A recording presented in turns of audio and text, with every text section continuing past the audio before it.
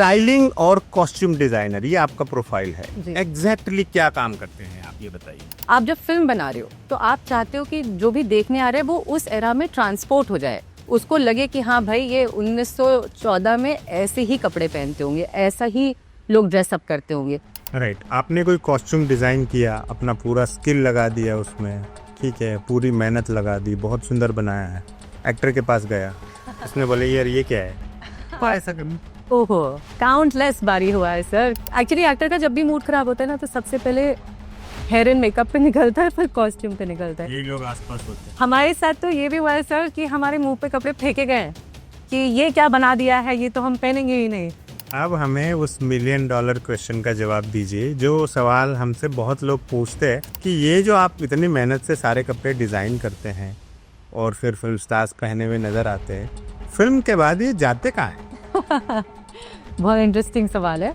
In fact Preity Zinta का ये जो बहुत फेमस एक लहंगा था वो भी कल हो ना हो का था शायद। अगर आप नोटिस करोगे तो धर्मा की बाकी फिल्मों में आपको बैकग्राउंड में वो डांसर्स जो होते हैं उसमें पहने हुए दिख जाएंगे। कॉस्ट्यूम डिजाइनिंग क्या है, जन्मजात स्किल है या आप इसको सीख सकते हैं? बहुत ही प्यारा सवाल है और आज के टाइम में तो मुझे लगता है कि ये बहुत रेलेवेंट सवाल पूछ रहा है।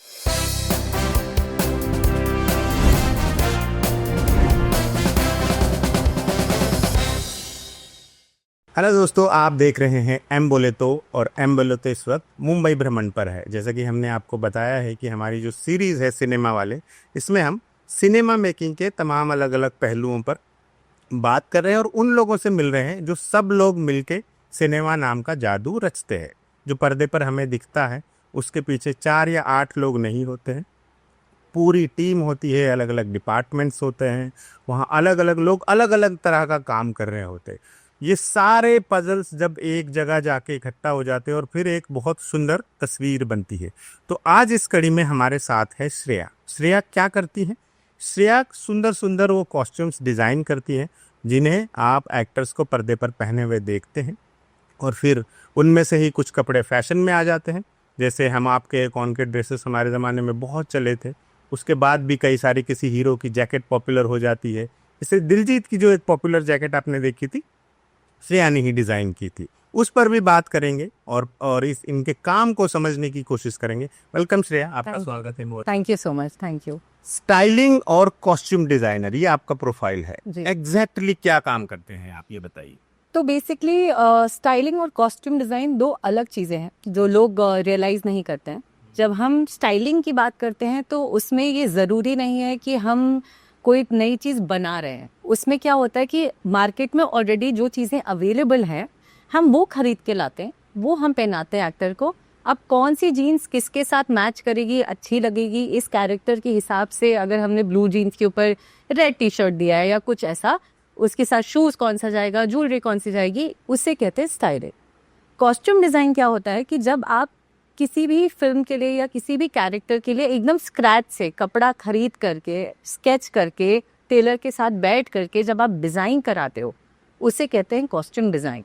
सो ये एक बेसिक डिस्टिंग्विश फैक्टर है जो जनरली पब्लिक नहीं जानती। उनको लगता है कि स्टाइलिंग कॉस्ट्यूम डिज़ाइनर एक ही बात होती है। कुछ ऐसे लोग भी होते हैं जो सिर्फ स्टाइलिंग करते हैं, डिजाइनिंग नहीं। जी हाँ, बिल्कुल होते हैं। अनीता श्रॉफ करके एक हैं, वो बहुत अच्छी स्टाइलिस्ट रही हैं और हैं, अभी भी हैं, and she is amazing at her job. ऐसे काफ़ी लोग हैं जो सिर्फ स्टाइलिंग पे फोकस करते हैं। जैसे आप एक्टर्स को देखते होगे ना, वो अपने प्रीमियर के लिए जाते हैं या रेड कार्पेट के लिए वॉक करते हैं, तो वो जो उस वक्त हो रहा है, putting the look together, that is styling. हाँ, तो काफ़ी ऐसे डिज़ाइनर्स हैं जो सिर्फ स्टाइलिंग करते हैं, कॉस्ट्यूम डिज़ाइनिंग नहीं करते हैं। बट आजकल तो खैर हर कोई ही कॉस्ट्यूम डिज़ाइनर और स्टाइलिंग नहीं करता, इंस्टा के ज़माने में। इंस्टा के ज़माने में। राइट, आपने कहाँ किन किन प्रोजेक्ट्स पे काम किया है, कहाँ कर रही है? हाँ, मेरा सबसे पहला और बहुत फेमस एक जो प्रोजेक्ट है वो है ये जवानी है दीवानी। वो मेरा एकदम स्टार्टिंग था। वो मेरा बनी वाली फिल्म। हाँ, बनी वाली फिल्म। वो ये जनरेशन बनी के नाम से इस फिल्म को जानती। और वो बहुत, मतलब वो आज भी वो पिक्चर कितनी रेलेवेंट है ना। अगर आप देखें आज भी आप किसी से भी बात करो तो वो हमेशा कलेक्ट कर जाते हैं। तो और डायलॉग्स चलते हैं कुछ ना कुछ तो। बिल्कुल। और वो आप अगर फिल्म देखोगे ना तो उसमें स्टाइलिंग ज़्यादा है, उसमें कॉस्ट्यूम डिज़ाइनिंग कम है। अभी बहुत रिसेंटली जो हमारी एक फिल्म आई है गुरु नानक जहाज करके, वो अगर आप फिल्म देखोगे तो उसमें कॉस्ट्यूम डिजाइनिंग है, क्योंकि वो 1914 के ऊपर बेस्ड फिल्म है, कामागाटा मारू करके पीरियड में भी है। तो उस 1914 के हमें कपड़े अभी मार्केट में रेडी नहीं मिलते, राइट। तो वो हमने डिज़ाइन किया है। यही डिफरेंस है स्टाइलिंग और कॉस्ट्यूम डिज़ाइनिंग में। तो मैंने जैसे और फिल्म करी है, किसी का भाई किसी की जान करी है मैंने, उसमें मैंने वेंकटेश सर के कॉस्ट्यूम्स करे हैं। अभी मेरी मित्रा द ट्रक करके आई थी अमरिंदर सर के साथ, वो भी हमने अमरिंदर गिल थे सर के साथ वो करी है। जैक एंड जूलियट करी है मैंने दिलजीत सर के साथ, जगदीप सर उनके डायरेक्टर थे। और अभी एक मेरी बहुत इंटरेस्टिंग प्रोजेक्ट एक और जो आने वाला है वो है ज़ॉम्बी लैंड करके एक फिल्म है, ज़ॉम्बीज़ के ऊपर है, पंजाब में बनी है। तो it's a very interesting take. मुझे लगता है कि वो भी एक ऐसी फिल्म है जो बहुत नई होगी अपने आप में और लोग बहुत एंजॉय करेंगे। अच्छा, तो ये रिलीज होने वाली है? हाँ, ये 13 जून को रिलीज है। इसके कॉस्ट्यूम्स आपने डिजाइन किया, स्टाइलिंग आपने की? जी जी। तो ये तो मेरे ख्याल से ज़ॉम्बी मूवीज इंडिया में इतनी बनी भी नहीं है मेरे ख्याल से ये दूसरी है, अगर मैं गलत नहीं बोल रही हूँ। पहले शायद गोगो में तो हाँ, मेरे ख्याल से कोई याद नहीं आ रही है मुझे। और ये काफ़ी जैसे गोगो गॉन भी अगर आपने देखा था तो वो भी एक फ़नी टेक के साथ थी, ये भी थोड़ा फ़नी थ्रिलर मिक्स है, तो ये भी बहुत इंटरेस्टिंग होने वाली है। राइट। और वो जो दिलजीत का जैकेट वाली बात थी वो जट एंड जूलियट की बात? जी हाँ। क्या स्पेशल था उस जैकेट में जो वो पॉपुलर हुआ इतना? एक्चुअली अगर आप देखो तो एक तो दिलजीत सर को स्टाइल करना अपने आप में बहुत बड़ी बात है, क्योंकि वो खुद ही एक बहुत अच्छे स्टाइलिस्ट अगर आप उनको देखोगे तो पूरी फिल्म तो चलो एक कैरेक्टर के साथ होती है। जब हम सॉन्ग्स करते हैं ना तो सॉन्ग्स में हमारे पास एक लिबर्टी होती है, जो हमारे सॉन्ग डायरेक्टर होते हैं वो हमें एक आइडिया देते हैं कि देखो मुझे लुक एंड फील ऐसा चाहिए। तो उसमें हमें फ्यूजन करना था, हमें इंडियन स्टाइल जो हमारे चादरा और कुर्ता का जो स्टाइल होता है उसको हमें वेस्टर्न टेक देना था। तो ये एक हमारे लिए बहुत बड़ा चैलेंज था कि दिलजीत सर के लिए आपको एक तो डिज़ाइन करना है, मतलब वो अपने आप में इतने अच्छे स्टाइलिस्ट है। तो हम लोगों ने लेदर जैकेट के ऊपर स्टडेड काम किया था, जिसको हमने चादरा और कुर्ता के साथ पहनाया है। तो उसका एक ओवरऑल लुक जो निकल के आया ना वो काफ़ी इम्पैक्टफुल था। मतलब वो जैकेट काफ़ी लोगों ने पसंद किया, काफ़ी लोगों ने इसके बारे में बात करी, और अब तो खैर रेप्लिका भी देखने को मिल जाता है जो मार्केट में। जी। अपने काम के बारे में थोड़ा विस्तार से बताइए, what exactly you do? Okay, so ये बहुत इंटरेस्टिंग सवाल है। द थिंग इज़ कि लोग जब फिल्म देखने जाते हैं तो लोग वो 2-3 घंटा फिल्म देखते हैं और बाहर निकलते हैं और कहते हैं बहुत अच्छी बनी थी। पर वो फिल्म अच्छी क्यों लगी? उस फिल्म के मेकिंग के काफ़ी कंपोनेंट्स होते हैं, उनमें से एक कंपोनेंट है कॉस्ट्यूम का।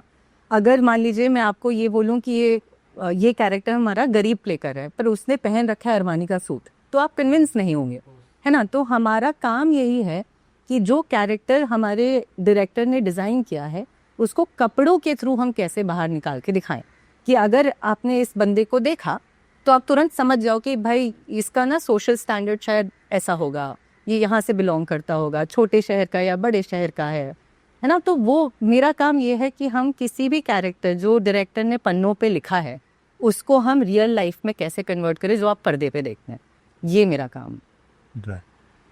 तो अभी आप जिस फिल्म पे काम कर रही हैं जी, आपने बोला कि पीरियड मूवी 110 साल पुराना सेटअप है पूरा, तो क्या क्या प्रेप रहा इसके लिए?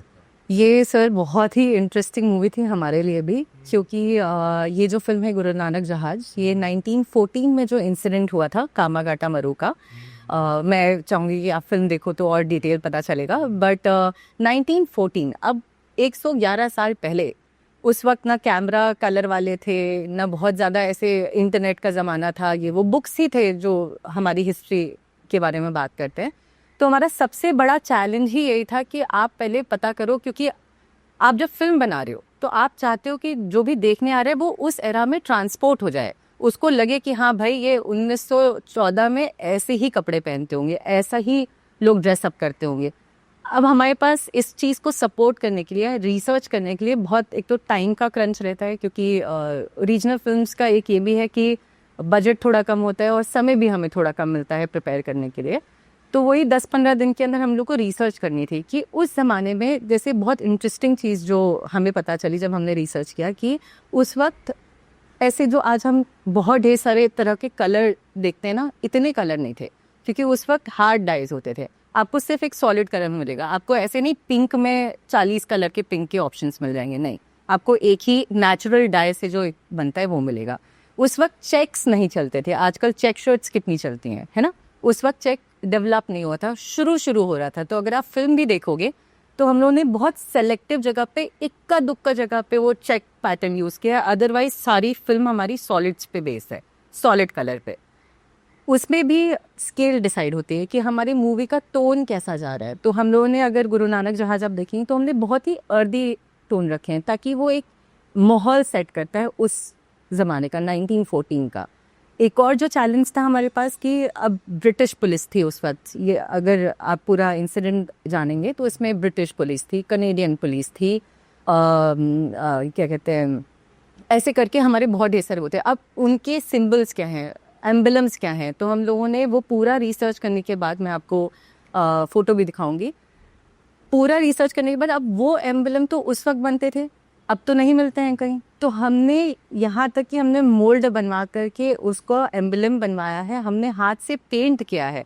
अगर आप फिल्म भी देखोगे तो उसमें जो बटन्स भी हैं उसको भी मोल्ड करा के, उसको पेंट करा के हमने इतनी डिटेलिंग में जा करके काम किया है। तब आज जो गुरु नानक जहाज को जो सक्सेस मिल रही है वो इट्स ऑल टुगेदर, मतलब आर्ट ने भी उतना ही अच्छा काम किया, हमने भी उतना ही अच्छा किया, तो वैसे करके। जी।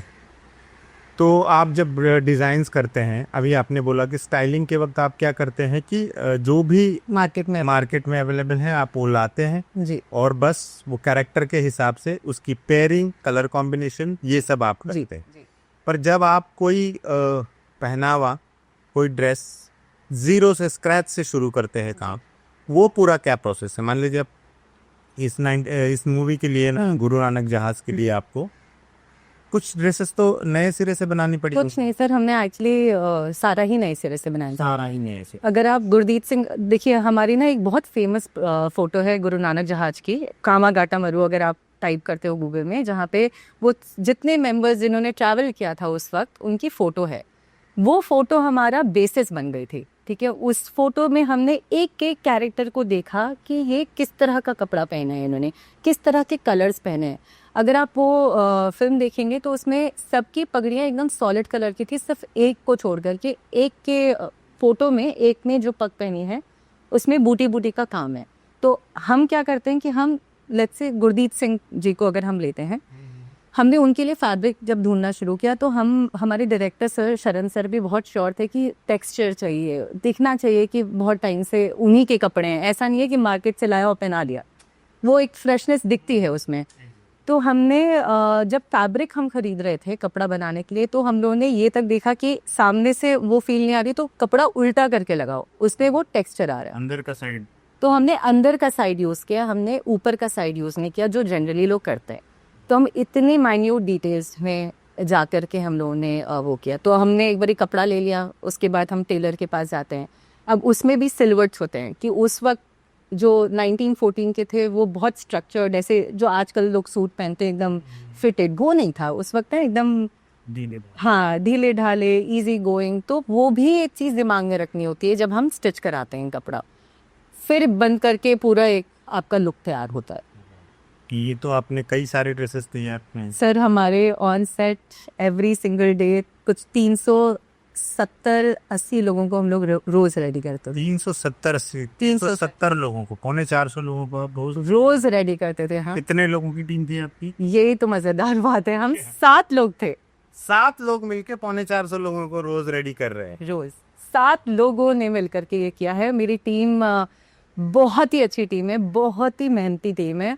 सिर्फ 7 लोग मिलकर के 370 लोगों को रोज करते थे। और सर उसमें भी चैलेंज ये होता है कि ऐसा नहीं है कि आज हमने आपको कपड़ा पहनाया और उसमें शूट हुआ और सीन खत्म हो गया, नहीं। कभी कभार क्या होता है कि आज से 5 दिन के बाद वो बोल देंगे कि अरे उस दिन जो वो हमने सीन शूट किया था उसकी कंटिन्यूटी आ जाए।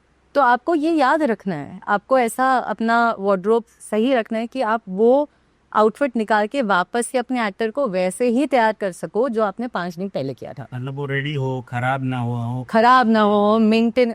जैसे एक बहुत फनी इंसिडेंट है कामागाटा मरु में, एक बहुत अच्छा सीन है जब पानी नहीं मिलता है इन लोगों को बहुत टाइम तक, ठीक है। तो एक पानी का टैंकर आता है उसमें एक सीन है जहाँ पे एक बहुत प्रोमिनेंट की एक एक्टर है हमारे जिन्होंने वेस्ट कोट पहना है और वो पानी के लिए लड़ाई चल रही है, तो उनका वो नेचुरली फट जाता है उसमें। अब हमें वही जैकेट मेंटेन करके रखना था, बट वो अनफॉर्चुनेटली पता नहीं क्या, वो आप सोचो 370 लोग, साथी लोग, तो वो मिसप्लेस हो गई हमसे। और नेक्स्ट डे उसी सीन का लगना था, तो हमारी तो बहुत हालत ख़राब हो गई कि अब तो हम क्या ही करेंगे, क्योंकि सेम जैकेट जाएगी ना, आप उसको अलग नहीं कर सकते। पर हमने फिर खैर मिलता जुलता, इंदर हमारे चीफ एडी हैं उसमें, तो हमने इंदर को बताया, उन्होंने बोला कि कोई बात नहीं, अब जो हो गया वो हो गया। फिर हमने मिलता जुलता जैकेट यूज़ करके, तो इस तरह से काफ़ी टेंशन्स होती हैं इस सेट पे, जो बिहाइंड द कैमरा चलती हैं, जो आप फिल्म देखोगे आपको नहीं समझ में आएगा कि ये क्या हुआ, है ना। कितनी चीज़ें ऐसी होती है। हम लोगों को एक अगर हल्का सा स्पॉट लग गया है कपड़े पे, अब उसकी भी हमें कंटिन्यूटी मेंटेन करनी ही है, चाहे जैसे हो जाए।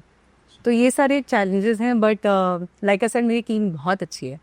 उन्होंने सबने मिल करके, 7 लोगों ने मिल करके रोज़ इतने बंदों को रेडी किया, और ये हफ्ता आपने ये पूरा प्रोसेस कितने दिन का था आपका, इसका डिजाइनिंग का और कॉस्ट्यूम्स रेडी करने का? जब हमने डिज़ाइनिंग करनी शुरू की थी, हमारा रिसर्च में ही, डेटा कलेक्ट करने में ही हमें लग गए थे कुछ हफ्ता 10 दिन लग गया था, क्योंकि बहुत आसानी से डेटा मिल नहीं रहा था, और इस फिल्म के बारे में हम बहुत पब्लिकली बात कर नहीं रहे थे, क्योंकि ऑब्वियसली फिर एक सीक्रेसी होती है जो हमें मेंटेन करनी होती है।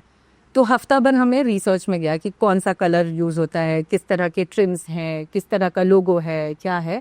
उसके बाद ये टोटल आप समझ लो 15-20 दिन हमें प्रेप टाइम में लगा, और उसके बाद शूट हमारा 1-2 महीना। और कामागाटा तो आधा कनाडा में हुई है, आधा इंडिया में हुई है।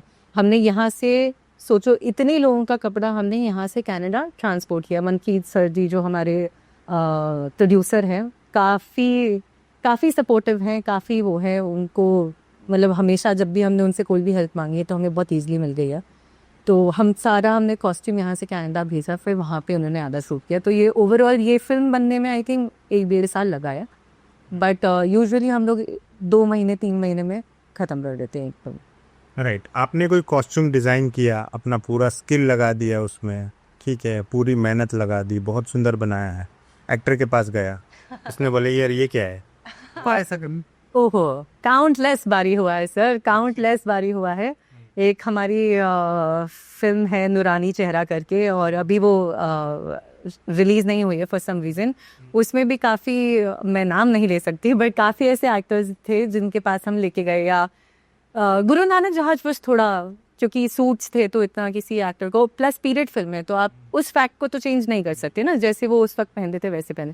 बट फिल्मों में होता है कि हम लेके जाते हैं, एक्टर पहनता है, अब एक्टर को चाहिए कि मैं स्मार्ट दिखूं, मैं ऐसा दिखूं, तो वो एक बैलेंस हम लोगों को ढूंढना पड़ता है कि डायरेक्टर का भी हम मन रख लें, जो मन क्या रख ले, डायरेक्टर की ही फिल्म है, डायरेक्टर भगवान होते हैं इस फिल्म के, है ना, तो उनका तो हमें मानना ही है, और एक्टर को भी खुश रखना है। क्योंकि एक्चुअली एक्टर का जब भी मूड खराब होता है ना, तो सबसे पहले हेयर एंड मेकअप पे निकलता है, फिर कॉस्ट्यूम पे निकलता है। ये लोग आसपास होते हैं। हमारे साथ तो ये भी हुआ है सर कि हमारे मुंह पे कपड़े फेंके गए हैं कि ये क्या बना दिया है, ये तो हम पहनेंगे ही नहीं।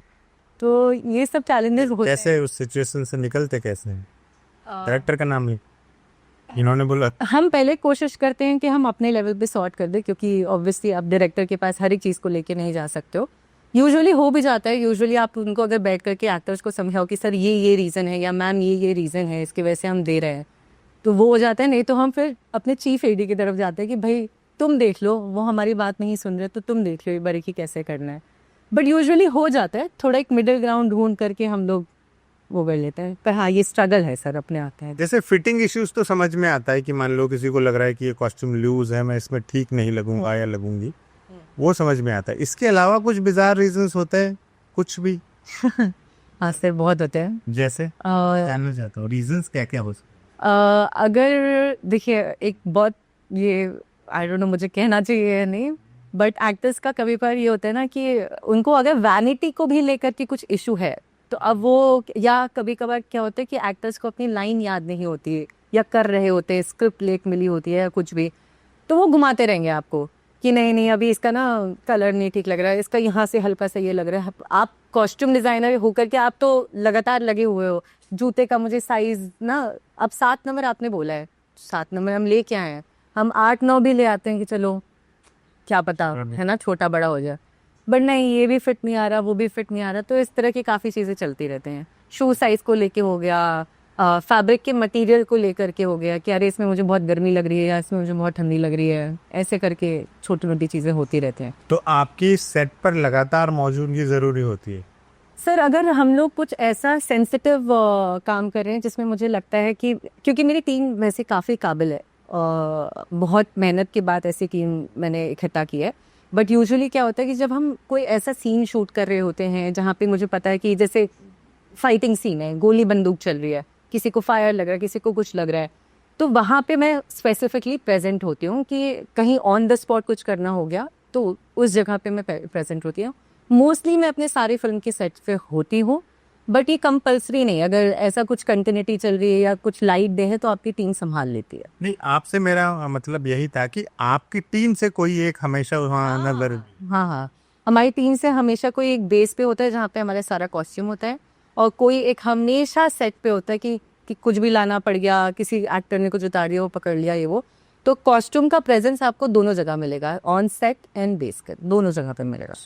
आखिरी शेड्यूल तक, लास्ट डे तक, सांस जब तक चल रही है प्रोजेक्ट की तब तक हम चलते रहते हैं सर। अब हमें उस $1 मिलियन क्वेश्चन का जवाब दीजिए, जो सवाल हमसे बहुत लोग पूछते हैं। इनफैक्ट जब मैं ललन टॉप में काम करता था, इस पर एक आर्टिकल भी लिखा गया था, काफ़ी चला था, कि ये जो आप इतनी मेहनत से सारे कपड़े डिज़ाइन करते हैं और फिर फिल्म स्टार्स पहने हुए नज़र आते हैं, फिल्म के बाद ये जाते कहाँ हैं? बहुत इंटरेस्टिंग सवाल है। तो बेसिकली बिकॉज प्रोड्यूसर का पैसा लगा होता है, तो ये प्रोड्यूसर का ही सामान होता है।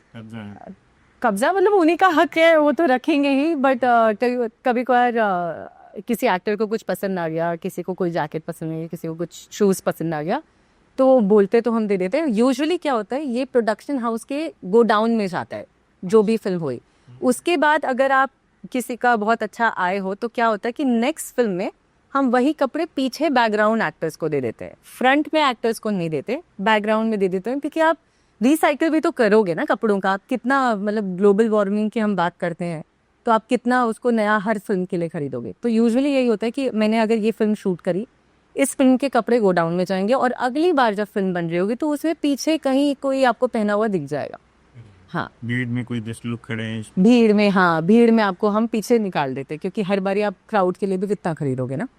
पर फिर उस प्रोडक्शन हाउस के नए फिल्म के लिए भी कुछ डिज़ाइन होंगे ही नए सिरे से। हाँ, तो हमारे जो मेन लीड्स होते हैं, हम उसके लिए हम हमेशा फोकस उन पे करते हैं। जो हमारे मेन 10-12 कैरेक्टर्स होंगे, हम उन पे ज़्यादा फोकस करते हैं, उनके लिए नया बनाते हैं। बाकी सबका स्टॉक से ही जी जी, कॉम्बो चेंज कर करके इस जैकेट को शेप पहना दो, तो ताकि लोगों को हाँ पता है, हाँ पकड़ भी ना आए। पकड़ना है। इनफैक्ट प्रीति जिंटा का ये जो बहुत फेमस एक लहंगा था, वो भी कल हो ना हो का था शायद।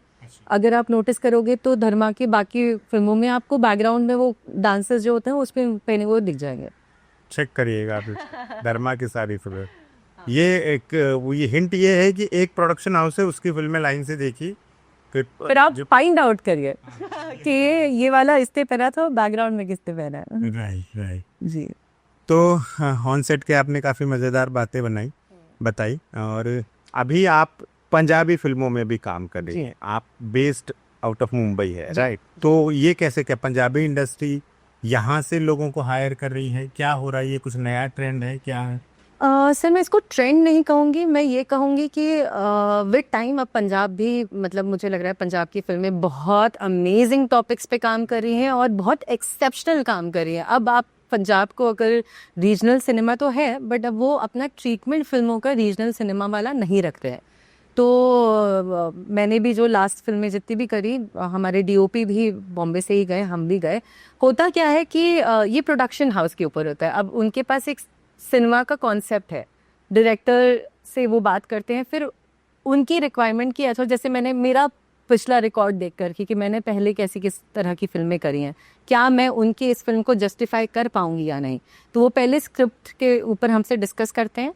उसके बाद हम उनको एक इनिशियल आइडिया देते हैं, एक प्रेजेंटेशन सबमिट करते हैं कि सर मुझे लग रहा है कि हम इस कैरेक्टर को ऐसे देख रहे हैं।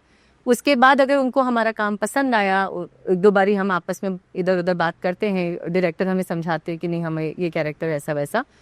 तो ये ज़रूरी नहीं है कि ये बॉम्बे से ही जाए या पंजाब के हों, जो भी उस सिनेमा के स्क्रिप्ट को पढ़ के समझ पाया और कैरेक्टर को जस्टिफाई कर पाया, काम उसी को मिलता है। अब वो आजकल हो गया है कि बॉम्बे से काफ़ी लोग जा रहे हैं और काफ़ी लोग कर रहे हैं और बहुत अच्छा कर रहे हैं।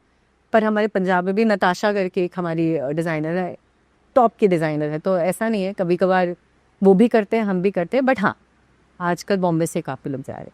राइट। आपके इस फील्ड का अर्थशास्त्र क्या है? मतलब आप लोग अपफ्रंट एक कॉन्ट्रैक्ट होता होगा, जी आपको एक अमाउंट मिलता होगा, जी। तो कि ये पहले एडवांस में दे देता है प्रोडक्शन हाउस या फिर होने के बाद लटकाता है? और दूसरी चीज इसमें कि मान लीजिए कि आप कुछ पीनलाइज भी करता है कि ये खराब था, ये नहीं था, कई सारी चीजें ऐसी होती है। एक्चुअली सब ये आपने बहुत अच्छा सवाल पूछा है। और पीनलाइज का ना तो ये है कि ये क्रिएटिव फील्ड है। कोई चीज़ ऐसी है जो हमें पसंद आएगी, आपको नहीं आएगी, आपको पसंद आएगी, इन्हें नहीं आएगी, है ना। पर हमारा जब हम फिल्मों की बात करते हैं तो हमारे देवता डायरेक्टर होते हैं, तो हर एक चीज़ हमें उनसे एक बारी कंफर्म करानी होती है। पीनलाइज जनरली क्या होता है ना, इस इतने बड़े प्रोजेक्ट्स जब हम कर रहे होते हैं तो बड़ा मुश्किल है कि आपको हर एक चीज़ एग्जैक्ट। कभी कभी ये होता है कि हमने रेड कलर की मान लो एक शर्ट पहनाई है, हम ऑन सेट पहुंचे, फॉर सम रीज़न वो वर्कआउट नहीं कर रहा है, वो सीन में उतना मज़ा नहीं आ रहा है, तो कभी कभार हम ऑप्शंस लेके जाते हैं, हमने चेंज कर दिया, तो ऐसा नहीं है कि वो शर्ट खराब होगी, फिर हम बैकग्राउंड में किसी को यूज़ कर लेंगे। तो पीनलाइजेशन इतना आज तक तो हुआ नहीं है। इन टर्म्स ऑफ मनी क्या होता है कि जैसे मैं हेड कर रही हूँ डिपार्टमेंट में, एचओडी हूँ कॉस्ट्यूम डिपार्टमेंट की, तो हमारा तो एक पूरे प्रोजेक्ट का फिक्स अमाउंट होता है कि XYZ हम आपको पूरे प्रोजेक्ट का देंगे। अब वो साल में शूट हो, 2 साल में शूट हो, 3 साल में शूट हो, 2 महीने में हो, चाहे जो भी हो, वो मेरा वो है। बट जो हमारी टीम होती है, जो मेरे असिस्टेंट्स हो गए, ड्रेस दादा हो गए, आपको ये भी बता दूं कि कॉस्ट्यूम डिपार्टमेंट के अंदर कौन कौन होते हैं, है ना। मैं तो हूँ ही जो डायरेक्टर के साथ वन मिल करके हम एक पूरा माहौल क्रिएट करते हैं फिल्म का। फिर हमारे असिस्टेंट्स होते हैं जिनके जो हमारे राइट हैंड एक तरफ से आप समझ लो, हम उनको समझाते हैं कि देखो भाई स्क्रिप्ट ये है, इसका ये हमने आउटलाइन डिसाइड किया। उसके बाद मेरे असिस्टेंट समझने के बाद मैं और मेरे असिस्टेंट मिल करके हम प्रोक्योर करते हैं सारा सामान, शॉपिंग करते हैं, सब बनवाते हैं, लाते हैं। उसके बाद जब हम ऑन सेट आते हैं तो हमारे पास एक ऑन सेट टेलर होता है, क्योंकि कभी भी साइज में ऊपर नीचे हो गया तो वो टेलर हमारे लिए ऑन स्पॉट होता है, तुरंत हाथों हाथ। आपको यकीन नहीं आएगा, जो कपड़ा लोग कहते हैं बनाने में हमें, आप जाएंगे ना नॉर्मल टेलर की बात कहेंगे वो कि 1 महीना लगेगा, आप 10 दिन के बाद आना, वो हमारे ऑन सेट टेलर्स इतने स्मार्ट होते हैं कि 10 से 15 मिनट में वो आपको कपड़ा ठीक करके दे देंगे। ठीक है, इतने लेवल का स्किल होता है उनका। फिर आते हैं हमारे ड्रेसमैन, जो ड्रेस दादा लोग होते हैं। अब आप जैसे मैंने आपको बताया 370 लोग ऑन सेट है ना, तो उनको अरेंज करना, उस कपड़े को कैसे लगाना है, कैसे रखना है, शूज़ कहाँ होगा, क्योंकि सर अगर आप, ये लोग कॉस्ट्यूम तो कपड़ा ही सोचते हैं, नहीं, जूता है, मोजा है, घड़ी है, ईयरिंग है, कितना कुछ होता है, टाई है। तो हमारे जो ड्रेस दादा होते हैं उनका काम ये है कि भाई सब चीज़ें एकदम प्रॉपर सही जगह पे हो, वही निकाल के देते हैं और वही हेल्प करते हैं हमें। तो ये हमारी एक पूरी टीम कॉम्प्रोमाइज़ करती है, असिस्टेंट्स, टेलर और ड्रेसर। तो ड्रेस दादा एक टर्म ही है अब, मतलब हाँ, अब ये इंडस्ट्री में बन गया है। अब हम लोग वही है, प्यार से हम दादा बोलते हैं कि भाई या भैया ऐसे करके। तो ये सब सैलरीड एम्प्लॉय हैं? हाँ, इनका पर डे के हिसाब से होता है। अब ड्रेस दादा लोगों का होता है जितने दिन शूट किया उसमें भी हमारा पर डे का स्लैब होता है। 8 घंटे हम वर्किंग मानते हैं कि हाँ, एक जो हमारा दिन है वो 8 दिन का है, 8 घंटे का है। अगर उससे ज़्यादा एक्सीड होता है, जो कि कभी कभार होता ही, आप ओवर टाइम काम करते हो, तो उनका फिर आवरली हिसाब से और पैसा जोड़ करके फिर मिलता है। अच्छा, इस हिसाब से उनका पेमेंट होता है, आप लोगों को एक जी एग्रीड सम आ जाता है जी। और ये आपने नहीं बताया कि पहले आता है, बाद में आता है, पार्ट्स में आता है? पार्ट्स में आते हैं। तो हम जितना भी आपका अमाउंट XYZ जो भी आपने वो किया उसका से 25% पहले, फिर मिड में आपको इतना, फिर एंड में आपको इतना, ऐसे करके डिवाइड करके देता है। और थोड़ा अमाउंट रिलीज तक हम लोगों का, तो एटलीस्ट अभी तक जो हुआ है वो यही हुआ है कि हम लोग का थोड़ा अमाउंट रिलीज तक वो रोकते हैं। हाँ, बट हो जाती है, मतलब अभी तक तो टफ मतलब कोई फिल्म लटक गई तो फिर आपका नुकसान है, और अदरवाइज। हाँ, बट देखिए हम बहुत लकी रहे हैं, अब इतना भारी तो नहीं लगती है, बट हाँ। अच्छा, ये बताइए, एक सवाल का जवाब दीजिए मुझे कि कॉस्ट्यूम डिजाइनिंग क्या है? जन्मजात स्किल है या आप इसको सीख सकते हैं? बहुत ही प्यारा सवाल है। और आज के टाइम में तो मुझे लगता है कि ये बहुत रेलेवेंट सवाल पूछ रहा है। आजकल लोग फ़ोन उठाते हैं और डिज़ाइनर बन जाते हैं। मुझे लगता है कि देखिए, सेंस ऑफ ड्रेसिंग ये सबकी अपनी होती है और सबके पास होती है, ठीक है। मेरी आपको अच्छी लग सकती है, आपको मेरी अच्छी लग सकती है, पर जब आप इसको प्रोफेशनलिज्म में लेके जाते हो ना, मुझे ये लगता है कि इसकी इन डेप्थ पढ़ाई बहुत ज़रूरी है। क्योंकि अब क्या होता है कि फॉर एग्जाम्पल हम एक फिल्म में एक सैड सीन देख रहे हैं, ठीक है। एज अ कॉस्ट्यूम डिज़ाइनर, क्योंकि मैंने अपने आप पे उतना पढ़ करके इन डेप्थ समझा है, तब समझ में आता है कि कलर का कितना रोल प्ले होता है। अगर आपका मूड ख़राब है तो हम आपको उसी तरह के कलर टोन्स में जा करके वो करेंगे। तो ऐसा नहीं है, कोई भी आजकल उठा करके इंस्टाग्राम से एक फ़ोटो निकाल के कहेगा कि मास्टर जी इसका आप कॉपी बना दो, मास्टर जी बना देंगे, वो एक कॉस्ट्यूम हो गया। नहीं, किस सीन में किस तरह का जाएगा, क्या उस वक्त मान लीजिए कि आप घर में बैठे हैं तो आप ब्लेज़र पहन के तो नहीं बैठेंगे, ठीक है। एज अ स्टाइलिस्ट आपने ब्लेज़र उसको डाल रखा है, घर में बैठे हैं, बटन थोड़ा सा लूज है, ये वो, तो ये बेसिकली ये एक्वायर्ड स्किल है जो मुझे लगता है कि जब आप अपने आप पे टाइम स्पेंड करते हो, आप अपनी एजुकेशन पे टाइम स्पेंड करते हो, या आप असिस्ट करो। मतलब मैं ये नहीं कह रही हूँ कि अगर आपने कोई कोर्स नहीं किया है तो आप डिज़ाइनर नहीं बन सकते। अगर आपको सेंस है आप डिज़ाइनर बन सकते हैं, पर फिर भी मैं कहूँ कि जल्दबाजी मत करो। आप किसी डिज़ाइनर के अंदर थोड़ा असिस्ट करो, उसको, उससे काम सीखो, क्योंकि बहुत माइन्यूट चीज़ें होती हैं सर, जो जब आप ऑन सेट जाते हो ना तब आपको समझ में आता है कि अरे ये तो हमें पता ही नहीं कि इसको करना कैसे है। सिंपल सी चीज़ की थोड़ा सा यहाँ से फिटिंग में डिफरेंस आ रहा है, अब आप उसको फिक्स कैसे करोगे। तो मैंने निफ्ट से पढ़ाई करी है, इसलिए मुझे ये पता है कि कपड़ा कटता कैसे है, सिलाई में कितना टाइम जाता है और सिलता कैसे है। तो मुझे कोई बेवकूफ़ नहीं बना सकता, मुझे कोई ये नहीं कह सकता कि अरे मैडम ये तो बनाने में मुझे 4 दिन जाएगा, मुझे पता है कि कितना दिन जाएगा, तो मैं आपको पकड़ सकती हूँ। इसलिए मेरा ये कहना है कि ठीक है, आजकल डिज़ाइनर कोई भी बन सकता है, पर एक अच्छा डिज़ाइनर, उसको ये चीज़ पता होती है कि भाई कपड़े का फॉल क्या होगा, किस मूड में क्या कलर जाएगा, इसको बनने में कितना टाइम जाएगा, ये बनेगा कैसे। जैसे कामागाटा मरू में अगर आप यूनिफॉर्म्स देखो तो उसमें इतनी माइन्यूट डिटेल्स हैं कि वो सेलर का एक यूनिफॉर्म है, अब वो सेलर कॉलर बनेगा कैसे, ये मुझे इसलिए आता है क्योंकि मैंने उसकी पढ़ाई करी है। मुझे पता है कि वो कपड़ा कटेगा कैसे तो बनेगा कैसे, है ना। बाकी आप फोटो तो निकाल लोगे पर समझाओगे कैसे। तो ये एक बात है कि मुझे लगता है कि आपको अपना बैकग्राउंड करके आना चाहिए। बेसिकली आपके काम का एक बहुत बड़ा पार्ट ये है कि आप हमेशा सोच रहे हो हाँ, कौन अगले डिजाइन के बारे में, कौन आप सो रहे हो, कहीं घूम रहे हो। सोना खाना घूमना तो आप भूल ही रहो ना। जब आप सेट पे होते हो तो वो 2-3 महीने वो जिंदगी आपकी, वही सेट के लोग हैं, आप यकीन नहीं मानोगे, वही आपके माँ बाप भाई बहन सब वही बन जाते हैं। 24 घंटे आप उनके साथ होते हो क्योंकि आप उस वक्त उस फिल्म को सांस में भी महसूस कर रहे हो, तो आप इतना इन्वॉल्व रहते हो उस फिल्म में। राइट। तो अब आपका क्या फंक्शनिंग स्टाइल है, एक वक्त में एक ही प्रोजेक्ट करती हैं या मल्टीपल पे जाते हैं आप? अभी तक तो मैंने एक फिल्म एक वक्त पे ही की है, क्योंकि मुझे लगता है कि मैंने जो आज तक फिल्म्स करी हैं उनमें से कोई भी फिल्म ऐसी नहीं थी जिसको मैं लाइटली ले लूँ कि अरे इसमें तो ज़्यादा काम नहीं है, ये हो जाएगा। मेरी हर एक फिल्म, टचवुड, ऐसा रहा है कि मेरी हर एक फिल्म में इतनी डिटेलिंग में हम गए हैं कि एक बार में मैंने एक ही करी है।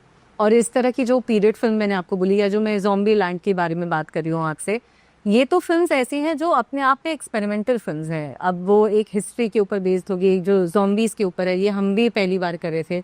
तो हम पूरी टीम, मैं कहूँगी कि पूरी टीम इन्वॉल्व थी उसमें। दिन रात हम उसी के बारे में सोचते थे कि हम और बेटर इसको कैसे कर सकते हैं और अच्छा कैसे कर सकते हैं। तो ये तो है सर, 24 घंटे का हमारा इन्वॉल्वमेंट एक रहता है। प्रोजेक्ट एट अ टाइम होगा तो आप उस पर फोकस। जी जी जी। राइट। आखिरी बात, हालांकि उसका एक पार्ट आपने बता भी दिया कि मान लो कोई हमारे दर्शकों में से इस फील्ड में उतरना चाहता है, एक छोटा सा उनको प्रोसेस बता दीजिए कि उनको क्या करना है। यंग बच्चे हैं, हाँ, और ग्लैमर फील्ड में है ही आपके बहुत सारा, और वो जैसा कि आपने कहा कि इंस्टा पे देख के भी काफ़ी लोग सीखते हैं और चाहते हैं ये करना, तो उनके लिए आप एक रोड मैप सा बता दीजिए।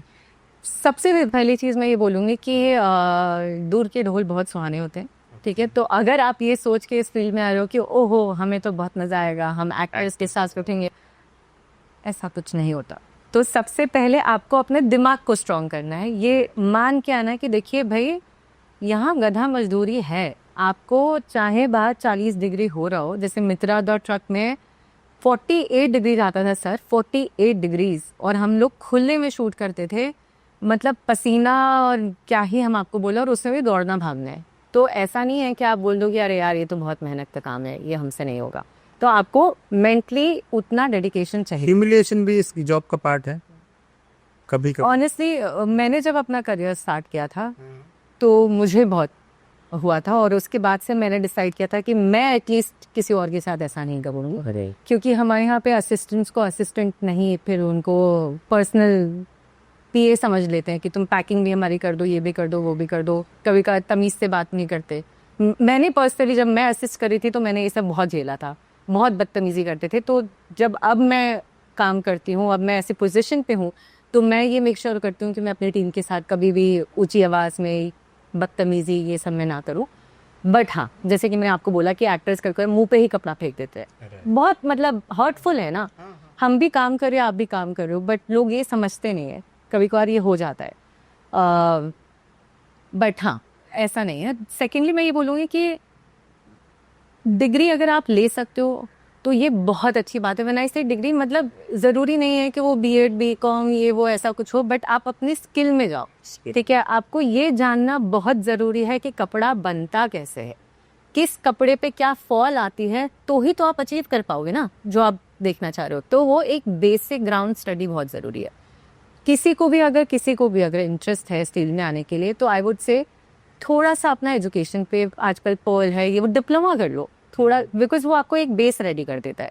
उसके बाद 200% आप किसी भी स्टाइलिस्ट, कॉस्ट्यूम डायरेक्टर, मैंने कैसे किया था, मैं आपको बहुत इंटरेस्टिंग स्टोरी बताऊंगी। मैंने निफ्ट से ग्रेजुएट किया और उसके बाद मेरी एक्सपोर्ट हाउस में जॉब लगी। अच्छा, 9 to 5। मैं कहा यार ये तो मुझसे हो गया, नहीं हो पाएगा, ये तो मेरा इंटरेस्ट नहीं है। फिर मैंने ऐसे ही हम मूवी देखने गए थे, धर्मा की ही मूवी देखने गए थे, तो मैं कहा यार ये लोग क्या करते हैं, ये फिल्मों में कैसे ये कपड़ा इन्होंने भी तो पहना है, ये कैसे कर रहे हैं। तो मैंने ऐसा सिंपल सा किया था, मैंने गूगल पे गई, मैंने प्रोडक्शन हाउसेज ऑफ इंडिया डाला, प्रोडक्शन हाउसेज के नंबर है, और मैंने सबको कॉल किया कि मैं निफ्ट से ग्रेजुएट हूँ, मैं काम ढूंढ रही हूँ, आप मुझे बता दो। तो वहाँ से मुझे मेरा ये जवानी है दीवानी का ब्रेक पड़ा था। तो आप अपने किसी भी डिज़ाइनर, आप आजकल तो इंटरनेट पे सारी इन्फॉर्मेशन अवेलेबल है, आप निकालो कि कॉस्ट्यूम डिज़ाइनर्स कौन कौन है, उनको अप्रोच करो, उनको असिस्ट करो, and that's the fastest and the easiest way of getting into our industry and the most effective way, क्योंकि वो आप भी कर सकते हैं।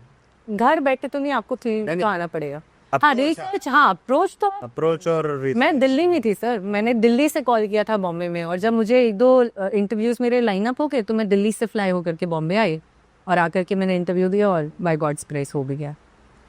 और फिर आप 12-13 सालों से शानदार काम कर रही है। गुड लक आपको आगे के लिए भी। Thank you so much Shreya. Shreya ने हमें बताया कि कपड़ों की दुनिया, फिल्मी कपड़ों की दुनिया कैसे होती है। इस तरह के और ज़्यादा एपिसोड हम आपके लिए ले आए हैं। आप देखते रहिए एम बोले तो, और इसकी एक खास सीरीज सिनेमा वाले।